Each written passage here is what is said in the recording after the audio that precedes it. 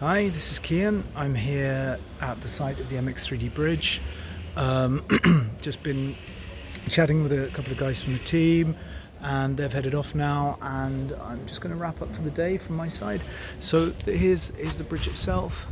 You can see there's a little bit of an issue with the clearance there in terms of the height. That's something that they're working on. Just because, for accessibility reasons, and they're looking for approval for some changes that they've proposed. But if we step up on the bridge, so here we can come back across.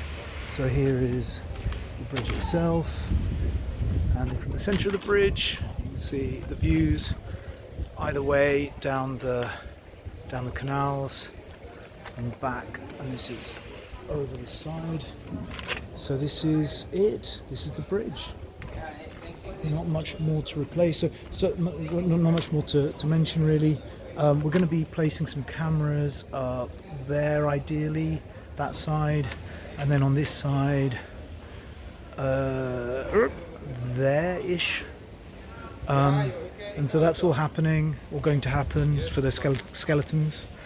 And then this is just this side. There's a few things to work out in terms of the cabling.